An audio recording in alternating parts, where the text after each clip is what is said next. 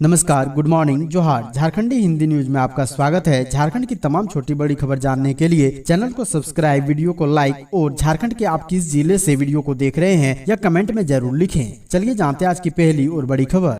झारखंड में voter card का काम शुरू, लाखों मतदाताओं का सूची में जोड़ा जाएगा नाम। झारखंड में वैसे सभी छात्र छात्राओं जिनकी आयु 17 से 18 साल के बीच है, उनका भावी मतदाता के रूप में मतदाता सूची में निबंधन के लिए फॉर्म 6 भराया जाएगा। वर्तमान में कक्षा 11वीं एवं 12वीं में पढ़ रहे ई विद्या वाहिनी के माध्यम से ऐसे सभी 9,40,000 भावी मतदाताओं की सूची सभी जिलों को भेज दी गई है। राज्य के मुख्य निर्वाचन पदाधिकारी सह स्कूली शिक्षा एवं साक्षरता विभाग के सचिव के रवि कुमार ने सभी जिला शिक्षा पदाधिकारियों, निर्वाचन निबंधन पदाधिकारियों तथा अन्य पदाधिकारियों के साथ संयुक्त रूप से वर्चुअल बैठक की। इस क्रम में उन्होंने इस अभियान में दोनों अधिकारियों के बीच बेहतर समन्वय पर जोर दिया। उन्होंने कहा कि यदि यह मॉडल सफल रहा तो लाखों नए मतदाता आगामी लोकसभा और विधानसभा चुनाव में अपने मताधिकार का प्रयोग करेंगे।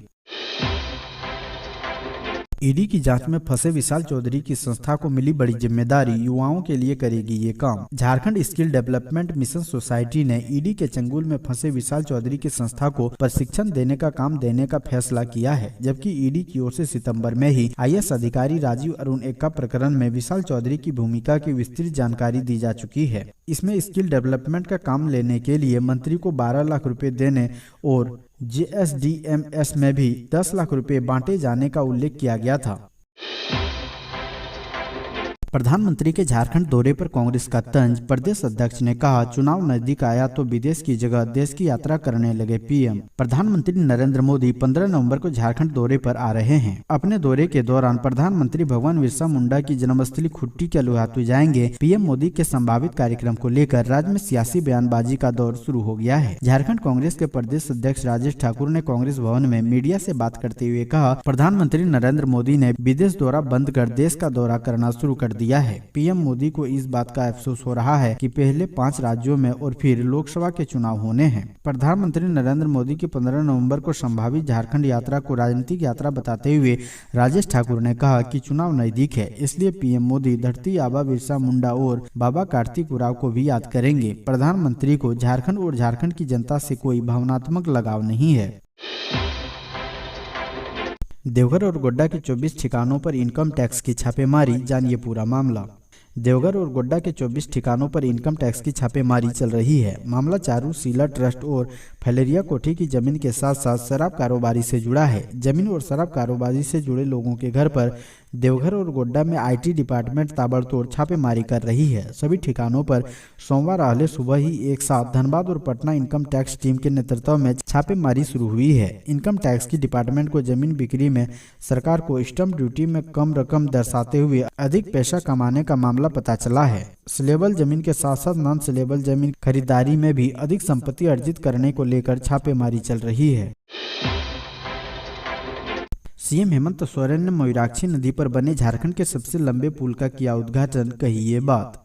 सीएम हेमंत सोरेन ने सोमवार को दुमका में मयूराक्षी नदी पर 198 करोड़ 11 लाख रुपए की लागत से बने झारखंड के सबसे लंबे पुल का उद्घाटन किया। उन्होंने कहा कि कृषि मंत्री बादल पत्रलेख ने इस महत्वाकांक्षी नवनिर्मित पुल का नामकरण दिसोम गुरु शिबू सोरेन के नाम पर करने का प्रस्ताव दिया है। वे महान आंदोलनकारियों को सम्मान देते हैं, यही झारखंड की पहचान है। देश के सबसे बड़े आंदोलनकारी के रूप में दिसोम गुरु शिबू सोरेन हर लोगों के बीच में है।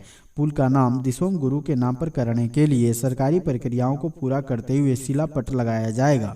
झारखंड का यह सबसे लंबा पुल दुमका सदर प्रखंड के कुमड़ाबाद व मसलिया प्रखंड के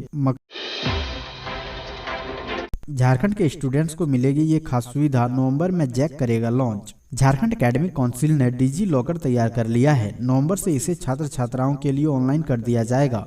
इसमें 2023 तक की परीक्षा के मार्कशीट और सर्टिफिकेट अपलोड कर दिए गए हैं। छात्र छात्रा मूल प्रमाण पत्र व अंक पत्र गुम होने पर डुप्लीकेट सर्टिफिकेट और मार्कशीट निकाल सकेंगे। इसमें एक बोर्ड से दूसरे बोर्ड जाने वाले विद्यार्थियों का माइग्रेशन सर्टिफिकेट भी अपलोड कर दिया गया है। जैक की ओर से इसकी औपचारिक घोषणा होगी। वहीं जैक ने ऑनलाइन वेरिफिकेशन सिस्टम भी डेवलप किया है। जैक के स्थापना दिवस पर इसकी घोषणा की गई थी। इसे पब्लिक डोमेन पर रखा जाएगा। इसमें कोई भी छात्र छात्राओं के नाम, माता पिता, जन्म तिथि व पास करने का वर्ष डालकर जानकारी ले सकेगा।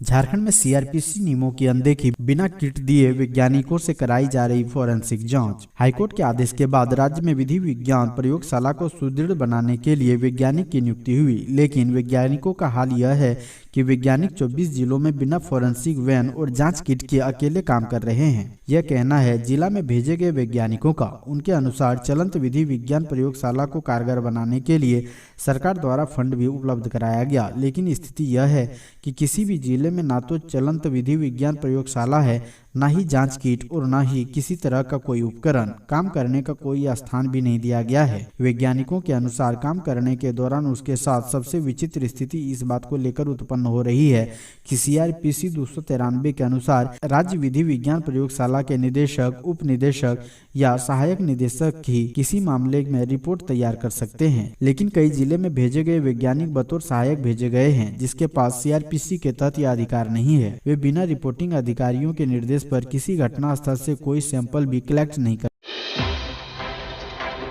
झारखंड में ठंड की दस्तक, 7 डिग्री तक लुढ़का पारा, इस वजह से और बढ़ेगी कनकनी। रांची समेत पूरे झारखंड में रात के समय गुलाबी ठंड का एहसास होने लगा है। मौसम में हो रही इस बदलाव के साथ ही न्यूनतम तापमान भी गिरने लगा है। इससे रात की सिहरन बढ़ जाएगी। ऐसे में नवंबर माह के शुरू होते ही ठंड की तेजी से बढ़ने के आसार हैं। उत्तरी क्षेत्र से आने वाली हवा राज्य में कनकनी बढ़ाएगी।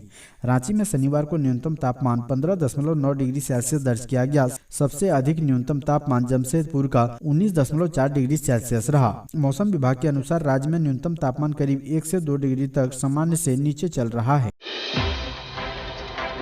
झारखंड आंदोलनकारियों को दिवाली की सौगात, सम्मान राशि के लिए 4 करोड़ 41 लाख रुपए आवंटित। झारखंड सरकार ने झारखंड आंदोलनकारियों को सम्मान राशि देने के लिए 4 करोड़ 41 लाख रुपए आवंटित किए हैं। इसका भुगतान दिवाली से पूर्व करने का निर्देश दिया गया है। इस राशि से पेंशन व सुविधा का भुगतान होगा। गृह विभाग ने पूर्वी सिंहभूम को 67,35,000 रुपए, दुमका को 50,58,000 रुपए, बोकारो को 22,81,000 रुपए, पश्चिमी सिंहभूम को 6,82,000 रुपए, चतरा को 10,84,000 रुपए, देवघर को 7,70,000 रुपए, धनबाद को 32,71,000 रुपए, गिरिडीह को 31,71,000 रुपए, गोड्डा को 15 लाख, गुमला को 7,92,000 रुपए, हजारीबाग को 40,10,000 रुपए, जामताड़ा को 11 लाख, कोडरमा को 30,40,000 रुपए, लातेहार को 1 लाख, लोहरदगा को 24,41,000 रुपए, पाकुड़ को 3 लाख, पलामू को 1,50,000, रामगढ़ को 22,50,000, रांची को 22,50,000, साहिबगंज को 1,74,000, सरायकेला को 14,28,000, सिमडेगा को 4,30,000, खुंटी को 10,85,000 दिए गए हैं। नक्सलवाद से लड़ाई में कर्जदार हुआ झारखंड, सीआरपीएफ का राज्य पर 11,348 करोड़ बकाया। झारखंड को नक्सलवाद के खिलाफ लड़ाई और विधि व्यवस्था बनाए रखने के लिए राज्य में केंद्रीय बलों की तैनाती के एवज में बड़ी कीमत चुकानी पड़ रही है। सेंट्रल रिजर्व पुलिस फोर्स ने राज्य सरकार पर 11,348 करोड़ 58 लाख रुपए की दावेदारी की है। पिछले साल राज्य सरकार ने सीआरपीएफ को बकाया मद में 1,700 करोड़ का भुगतान किया था। राज्य सरकार के गृह कारा एवं आपदा प्रबंधन विभाग ने राज्य के पुलिस महानिदेशक को इस संबंध में पत्र लिखकर केंद्रीय बलों की तैनाती, अब तक किए गए भुगतान और बकाया आदि का पूरा ब्यौरा मांगा है, ताकि दावा राशि के भुगतान का निर्णय लिया जा सके।